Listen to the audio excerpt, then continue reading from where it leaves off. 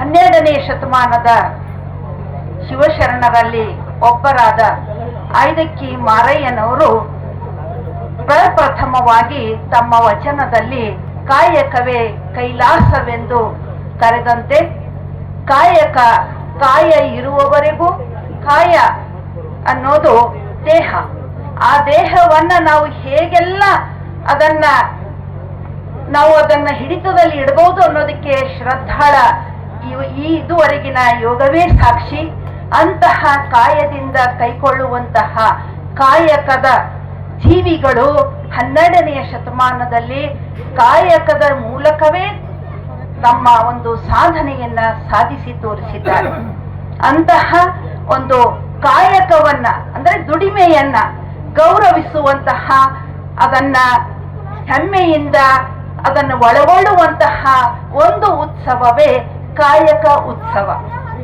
ಅನೇಕ ಉತ್ಸವಗಳನ್ನ ಹಬ್ಬಗಳನ್ನ ಮಾಡ್ತೇವೆ. ಕಾಯಕದ ಉತ್ಸವ, ಕಾಯಕ ಜೀವಿಗಳ ಉತ್ಸವ, ಕಾಯಕ ಜೀವಿಗಳ ಸನ್ಮಾನ, ಇಂತಹ ಅಪರೂಪದ ಒಂದು ಕಾರ್ಯಕ್ರಮವನ್ನ ಸೇಡಂನ ಬಸವರಾಜ್ ಪಾಟೀಲ್ ಸೇಡಂಜಿಯವರ ಸಹಯೋಗದೊಂದಿಗೆ, ಅಕ್ಕ ಗಂಗಾಂಬಿಕಾ ಅವರ ಸಹಕಾರದೊಂದಿಗೆ ಹಾರಕೂಡ ಹಿರೇಮಠವು ಕಳೆದ 3 ವರ್ಷದಿಂದ ಹಮ್ಮಿಕೊಂಡು ಇದು 4ನೇ ವರ್ಷದ ಕಾಯಕ ಉತ್ಸವ. 40 ಮಳಿಗೆಗಳ ಮೂಲಕ ಕಾಯಕವಂತರೆಲ್ಲ ಜೀವಿಗಳಿಗೆ ಪುರಸ್ಕಾರವನ್ನ ನೀಡಿ ಅವರಿಗೆ ಒಂದು ಸ್ಥಳೀಯ ಮಾರುಕಟ್ಟೆಯನ್ನ ನಿರ್ಮಿಸಿ ಅವರೆಲ್ಲರನ್ನ ಪುರಸ್ಕರಿಸುವಂತಹ ಒಂದು ಹಬ್ಬವನ್ನ, ಉತ್ಸವವನ್ನ ಯಾರಾದ್ರೂ ಹಮ್ಮಿಕೊಂಡಿದ್ದಾರೆ ಅಂದ್ರೆ ಅದು ಕಲ್ಯಾಣ ಕರ್ನಾಟಕದ ನಡೆದಾಡುವ ದೇವರೆಂದೇ ಹೆಸರಾದ ಹಾರಕೂಡ ಅಪ್ಪವರು ಅನ್ನೋದು ಬಹಳ ಅಭಿಮಾನದ ಸಂಗತಿ. ಯಾಕಂದ್ರೆ ಇವತ್ತು ಹಾರಕೂಡ ಹಿರೇಮಠ ಸಂಸ್ಥಾನದ ಶ್ರೀಗಳು ಬರ್ತಾರೆ ಅಂದ್ರೆ ಜನ ನೋಡ್ರಿ, ನನಗೆ ಈ ಗುಲ್ಬರ್ಗದಲ್ಲಿ ಇಷ್ಟು ಜನ ಎಲ್ಲೆಲ್ಲೂ ಸಿಗಲ್ಲ. ಆದ್ರೆ ಅವರ ಕಾರ್ಯಕ್ರಮದ ಅಚ್ಚುಕಟ್ಟುತನ, ಶಿಸ್ತು ಮತ್ತೆ ಸಕಲರನ್ನ ಅಲ್ಲಿ ನೋಡುವಂತಹ, ಅವಲೋಕಿಸುವಂತಹ ಎಲ್ಲರ ಯೋಗಕ್ಷೇಮವನ್ನ ನೋಡಿಕೊಂಡು ಉತ್ತಮ ಪ್ರಸಾದದೊಂದಿಗೆ ಜನರನ್ನ ಕೇವಲ ತಲೆಯ ವಿಷಯ ತುಂಬ್ತೀವಂದ್ರ ಯಾರು ಕೇಳ್ತಾರ್ರಿ? ತಲೆ ತುಂಬ ಹೋಗಿರ್ತಾವ. ಅದಕ್ಕೆ ಒಳ್ಳೆಯ ಪ್ರಸಾದದೊಂದಿಗೆ ಜ್ಞಾನ ದಾಸೋಹವನ್ನ ನಿರಂತರವಾಗಿ ನಡೆಸಿಕೊಂಡು ಬಂದಂತಹ ಯಾವುದಾದ್ರೂ ಒಂದು ಮಠ ಇದ್ರೆ ಅದು ನಾನು ಅಭಿಮಾನದಿಂದ ಕಳೆದ 40 ವರ್ಷಗಳಿಂದ ನಾನು ನೋಡ್ತಾ ಬಂದಿದ್ದೇನೆ. ಅಂತಹ ಹಿರೇಮಠ ಹಾರಕೂಡದ ವತಿಯಿಂದ 3 ವರ್ಷಗಳಿಂದ ಕಾಯಕ ಉತ್ಸವ ನಡೆದು ಇದು 4ನೆಯ ಕಾಯಕ ಉತ್ಸವ. ಇಲ್ಲಿ ಕಾಯಕದ ಒಂದು ಪ್ರಮುಖ ಮೌಲ್ಯ, ಈ ಮೌಲ್ಯ ನಮ್ಮೆಲ್ಲರಿಗೂ ಬೇಕು. ನಾನು ಕಳೆದ 20 ದಿನ ಬೆಂಗಳೂರಲ್ಲಿ ಇದ್ದೆ. ಏನ್ ಎಲ್ಲ ಬೆಂಗಳೂರು ಅಂದ್ರೆ ನಮ್ಮ ಕರ್ನಾಟಕದ ರಾಜಧಾನಿ ಅನ್ನುವಂಥದ್ದು ಏನು ಉಳಿದೇ ಇಲ್ಲ. ಎಲ್ಲಿ ನೋಡ್ದಲ್ಲಿ ಮಾಲ್ ಸಂಸ್ಕೃತಿ, ಮಾಲ್ಗಳು 1 ಕಿಲೋಮೀಟರ್ ವರೆಗೂ ಎಲ್ಲ ವಿದೇಶಿ ಉತ್ಪನ್ನಗಳು, ಮನೆಗಳಲ್ಲೂ ಅಷ್ಟೇ ವಿದೇಶಿ ಉಡುಗೆಗಳು. ಕಲಬುರಗಿಯ ನಾವಿರುವಂತಹ ಒಂದು ಬಿಲ್ಡಿಂಗ್ ನಲ್ಲಿ ಒಂದು 17 ಮನೆಗಳಿವೆ. ಅಲ್ಲೂ ಎಲ್ಲರೂ ಸಾಮಾನ್ಯವಾಗಿ ವಿದೇಶಿ ವಸ್ತ್ರ, ವಿದೇಶಿ ಭಾಷೆಯ ವ್ಯಾಮೋಹ, ಚೈನಾ ಮಾಲ್ ಬೇಕು, ಯುರೋಪಿನ ಬಟ್ಟೆ ಬೇಕು, ಮತ್ತೆ ಅಮೆರಿಕನ್ ವಸ್ತುಗಳು ಬೇಕು ಅನ್ನುವಂತಹ ಸಂದರ್ಭದಲ್ಲಿ ನಮ್ಮ ಸ್ಥಳೀಯ ಕಲೆಗಾರರು, ಕಸುಬುದಾರರು ಏನಾಗಬೇಕು ಅನ್ನುವಂತಹ ಚಿಂತೆ ಬಹಳ ದೊಡ್ಡದಾಗಿ ಇವತ್ತು ನಾವೆಲ್ಲರೂ ಅವಲೋಕಿಸ್ಕೊಳ್ಬೇಕಾಗಿದೆ.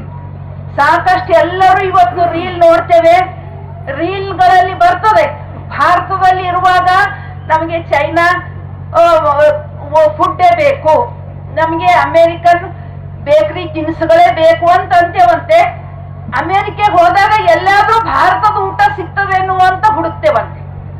ಅಂದ್ರೆ ಇದ್ದುದನ್ನ ಬಿಟ್ಟು ಇಲ್ಲದುದರತ್ತ ತುಡಿಯುವುದೇ ಜೀವನ ಅಂತ ಒಬ್ಬ ಕನ್ನಡದ ಕವಿ ಹೇಳಿದ ಹಾಗೆ ಇವತ್ತು ಬಹಳಷ್ಟು ನಮ್ಮ ಸಂಸ್ಕೃತಿ, ನಮ್ಮ ಒಂದು ಮೌಲ್ಯಗಳು, ನಮ್ಮಲ್ಲಿ ಏನಿದೆ, ನಮ್ಮ ಹಿರಿಕರೇನು, ಇದೆಲ್ಲವನ್ನ ಕಳೆದುಕೊಳ್ಳುವಂತಹ ಸಂದರ್ಭದಲ್ಲಿ ಸ್ಥಳೀಯ ಕಸುಬುದಾರರಿಗೆ, ಸ್ಥಳೀಯ ಕಾಯಕವಂತರಿಗೆ ಈ ಒಂದು ಅವಕಾಶವನ್ನ ಕಲ್ಪಿಸಿದಂತಹ ಇಲ್ಲಿ ಹಾರಕೂಡ ಶ್ರೀಗಳಿಗೆ ಮತ್ತು ಸಹಕರಿಸಿದ ಎಲ್ಲರಿಗೂ ನಾನು ಮತ್ತೊಮ್ಮೆ ತಮ್ಮೆಲ್ಲರ ಪರವಾಗಿ ಅಭಿನಂದನೆಗಳನ್ನ ಧನ್ಯವಾದಗಳನ್ನ ಸಲ್ಲಿಸಿ ನನ್ನ ಕೆಲವು ವಿಚಾರಗಳನ್ನ ಕಾಯಕ ಕುರಿತಂತೆ ತಮ್ಮೊಂದಿಗೆ ಹಂಚಿಕೊಳ್ತೇನೆ.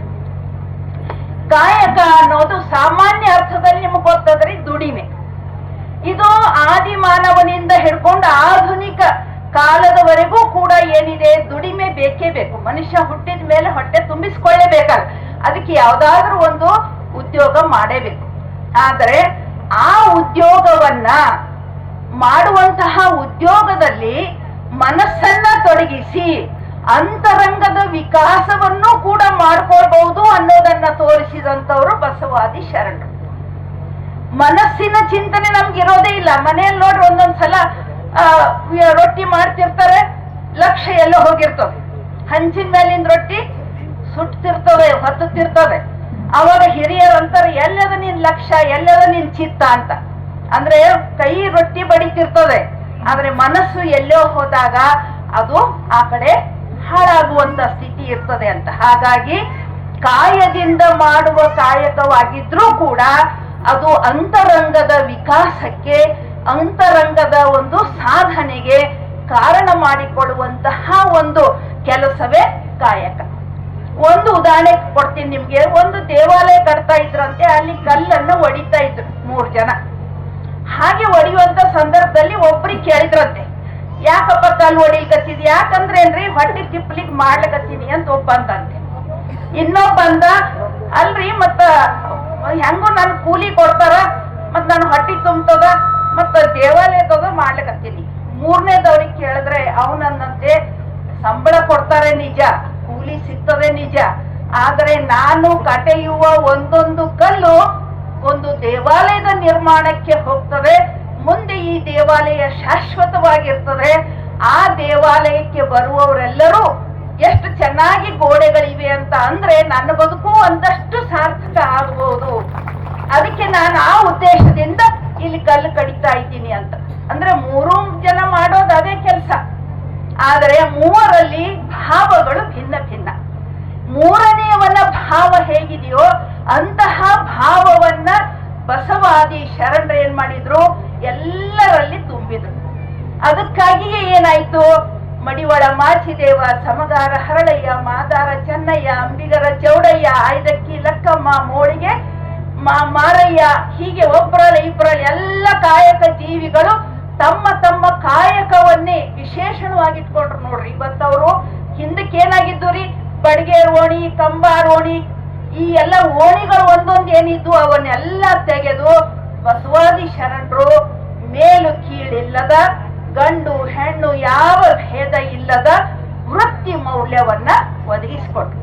ಅದರಲ್ಲೂ ಚರ್ಮದ ಕೆಲಸ ಮಾಡೋರು ಅಂದ್ರೆ ಬಹಳ ಕನಿಷ್ಠ ಅನ್ನೋ ಭಾವ ಏನಿತ್ತು ಅದನ್ನ ಹೊಡೆದೋಡಿಸಿದ್ರು. ಅದಕ್ಕೆ ಸಮಗಾರ ಹರಳೆಯ ಶರಣರು ಪಾದಕ್ಕೆ ತಂದ್ರೆ ಅವನ್ನ ಏನ್ ಮಾಡಿದ್ರು ಬಸವಣ್ಣವ್ರು, ಇವು ಕಾಲಲ್ಲಿ ಧರಿಸೋದಲ್ಲ, ಇವು ಚರ್ಮದ ಹೊದಿಕೆ ಅಂತ ತಲೆ ಮೇಲೆ ಇಟ್ಕೊಂಡ್ರು. ಯಾಕೆ, ಅಂತಹ ಕಾಯಕ ನಿಷ್ಠೆ ಅವರಲ್ಲಿತ್ತು. ಕೃತ್ಯ ಕಾಯಕವಿಲ್ಲದವರು ಭಕ್ತರಲ್ಲ, ಸತ್ಯ ಶುದ್ಧವಲ್ಲದುದು ಕಾಯಕವಲ್ಲ. ಯಾರು ಹೇಳಿದ ಈ ವಚನ ಅಂದ್ರೆ ಕಾಳವ್ವೆ ಎನ್ನುವಂತಹ ಶರಣೆ. ಅವಳು ಹೇಳ್ತಾಳೆ, ಕೃತ್ಯ ಕಾಯಕ, ಏನಾದ್ರೂ ಒಂದು ಕಾಯಕ ಮನುಷ್ಯನಿಗೆ ಬೇಕು. ಆದ್ರೆ ಕಾಯಕ ಹೆಂಗಿರ್ಬೇಕು, ಸತ್ಯ ಶುದ್ಧವಾಗಿರ್ಬೇಕು. ಸತ್ಯ ಶುದ್ಧ ಅಂದ್ರೆ ಹೆಂಗ್ರಿ, ಸತ್ಯ ಶುದ್ಧ ಅಂದ್ರೆ ಮನಸ್ಸು ಪೂರ್ವಕವಾಗಿ ಶ್ರದ್ಧೆಯಿಂದ ಅಸಂಗ್ರಹ ದೃಷ್ಟಿಯಿಂದ ನಿಸ್ವಾರ್ಥವಾಗಿ ಮಾಡ್ಬೇಕು. ಹೆಂಗ್ ಮಾಡ್ತಿದ್ರು, ಇದಕ್ಕೆ ಒಂದೇ ಒಂದು ಉದಾಹರಣೆಯನ್ನ ನಾವು 12ನೇ ಶತಮಾನದಲ್ಲಿ ತಗೋಬಹುದು.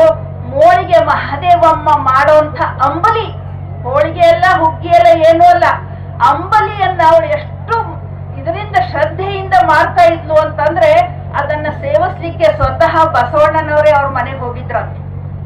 ಹಾಗೇನೆ ಮಾದಾರ ಚೆನ್ನಯ್ಯನ ಮಡದಿ ಕೂಡ ಅಂಬಲಿ ಮಾಡಿದ್ದು ಶಿವನಿಗೆ ಎಷ್ಟು ಇಷ್ಟ ಆಯ್ತು ಅಂತಂದ್ರೆ ಚೋಳ ಚಕ್ರವರ್ತಿ ರಾಜ ಭೋಗ್ಯವನ್ನ ಇಟ್ರೂ ಕೂಡ ಅದನ್ನ ಅವತ್ತು ಊಟನೇ ಮಾಡ್ಲಿಲ್ಲಂತೆ. ಅಂದ್ರೆ ಅಡಿಗೆ ಕೆಲಸ ಕನಿಷ್ಠ ಅಲ್ಲ ಅಂತ. ಹೆಣ್ಣು ಮಕ್ಕಳನ್ನ ಅಡಿಗೆ ಮನೆಗೆ ಸೀಮಿತ ಮಾಡಿ ಏನಿಟ್ಟಿದ್ರು ಅದನ್ನ ಹೊಡೆದೋಡಿಸಿ ಬಸವಾದಿ ಶರಣರು ಅದು ಯಾವುದೇ ಕೆಲಸ ಇರಲಿ ಅದರಲ್ಲಿ ಶ್ರದ್ಧೆ ಮುಖ್ಯ. ಅದು ಮನಸ್ಸಿನಿಂದ ಮಾಡಿದ್ರೆ ಅದು ನಿಜವಾದ ಕಾಯಕ ಆಗ್ತದೆ.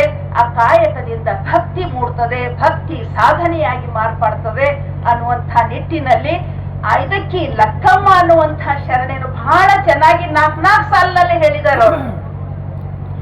ಕಾಯಕ ಬಿಲ್ಲದ ಕಾಯಕ ಅಳಿದ ಠಾವಿನಲ್ಲಿ ಜೀವದ ಎಡೆಯಾಟ ಉಂಟೆ ಅಂತ. ಕಾಯಕ ಇಲ್ಲ ಅಂದ್ರೆ ಅವ ಜೀವ ಇಲ್ಲ ಅಂತ. ದಾಸೋಹ ಅಳಿದ ಠಾವಿನಲ್ಲಿ ಅಲ್ಲಿ ಏನಿಲ್ಲ, ದೇವರ ಕೃಪೆ ಇಲ್ಲ.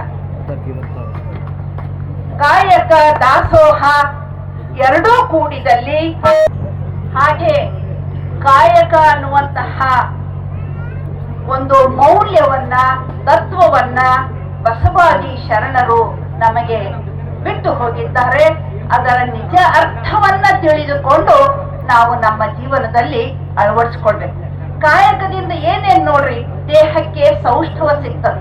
ಉತ್ತಮ ದುಡಿಮೆ ನಮ್ದಾಗಿದ್ರೆ ದೇಹಕ್ಕೆ ಸೌಷ್ಠವ ಸಿಗ್ತದೆ. ಎಂಥ ಸೌಷ್ಠವ, ಯೋಗ ಪಟ್ಟು ನೋಡಿದ್ರೆ ಹಾಗೆ ಕಾಯವನ್ನ ದಂಡಿಸಿದ್ರೆ ನಾವು ಉತ್ತಮ ಸೌಷ್ಠವ ಆರೋಗ್ಯ ಪಡ್ಕೊಳ್ಬಹುದು, ಮನಸ್ಸಿಗೆ ಆಹ್ಲಾದವನ್ನ ಪಡ್ಕೊಳ್ಬಹುದು, ಆತ್ಮಕ್ಕೆ ತೃಪ್ತಿಯನ್ನ ಪಡ್ಕೊಳ್ಬಹುದು, ಸಮಾಜಕ್ಕೆ ಸಂಪತ್ತನ್ನ ನೀಡಬಹುದು. ಹೀಗಾಗಿ ಆ 5ಕ್ಕೆ ಲಕ್ಕಮ್ಮನ ವಚನದ 3 ಸಾಲು ಹೇಳಿದೆ. ನಮ್ಮ ಖಂಡೆ ಅಣ್ಣವ್ರು ಬಂದಿದ್ರಿಂದ ಅಲ್ಲಿ ವಿರಾಮ ಆಯ್ತು. ಕೊನೆ ಸಾಲು ತುಂಬಾ ಚೆನ್ನಾಗಿದೆ. ಏನು ಅಂತಂದ್ರೆ, ಕಾಯಕ ಒಳಿದ ಠಾವಿನಲ್ಲಿ ಜೀವದ ಎಡೆಯಾಟ ಇಲ್ಲ. ಅಂದ್ರೆ ಜೀವ ಇರ್ಬೇಕು ಅಂದ್ರೆ ಕಾಯಕ ಇರ್ಬೇಕು. ದಾಸೋಹ ಅಳಿದ ಠಾವಿನಲ್ಲಿ ದೇವರ ಕೃಪೆ ಇರೋದಿಲ್ಲ ಅಂತ. ಕಾಯಕ ಮಾಡ್ಬೇಕು, ಬಂದ ಸಂಪತ್ತಿನಲ್ಲಿ ದಾಸೋಹ ಬಹಳ ಅವಶ್ಯ ಅಂತ. ನಮ್ಮ ದುಡಿಮೆಯ ಪಾಲು ಒಂದಷ್ಟು ಸಮಾಜಕ್ಕೆ ಸಲ್ಲಬೇಕು. ಅದನ್ನ ಹೇಳಿ ಮುಂದೆ ಹೇಳ್ತಾಳೆ, ಕಾಯಕ ದಾಸೋಹ ಕೂಡಿದಲ್ಲಿ, ಎರಡು ಜೊತೆಯಾಗಿ ಇದ್ರೆ ಇದೇ ಶಿವ ಜೀವ ಐಕ್ಯವು ಮಾರಯ್ಯ ಪ್ರಿಯ ಅಮರೇಶ್ವರ ಲಿಂಗದಲ್ಲಿ ಅಂತ. ಅಂದ್ರೆ ಶಿವ ಜೀವ ಒಂದಾಗಬೇಕು ಅಂದ್ರೆ, ನಮ್ಮೆಲ್ಲ ಜೀವ ಶಿವನಲ್ಲಿ ಒಂದಾಗಬೇಕು ಅಂದ್ರೆ ಕಾಯಕ ಮತ್ತು ದಾಸೋಹ ಎರಡು ಜೊತೆಯಾಗಿ ನಡಿಬೇಕು ಅನ್ನುವಂತಹ ಒಂದು ಈ ಎಲ್ಲಾ ಶರಣರ ವಚನಗಳನ್ನ ನೋಡಿದಾಗ ಬಸವಣ್ಣನವರು ಅದಕ್ಕೇನೆ ಹೇಳ್ತಾರೆ, ನಾನು ಉತ್ತಮ ಕುಲದಲ್ಲಿ ಹುಟ್ಟಿದ್ದೇನೆಂಬ ಕಷ್ಟತನದ ಹೊರೆಯನ್ನ ಭರಿಸದಿರಯ್ಯ.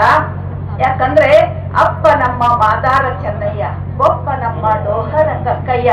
ಆ ಚಿಕ್ಕಯ್ಯ, ಈಗ ಒಂದ್ ಸಣ್ಣ ಮಗು ಎಷ್ಟ್ ಚೆನ್ನಾಗಿ ಹೇಳ್ತು, ಚಿಕ್ಕಯ್ಯ ಯಮ್ಮ ಅಯ್ಯ ಕಾಣಿರೋ, ಅದಕ್ಕೆ ಎನ್ನ ನೇತಕ್ಕೆ ಅರಿಯಿರಿ.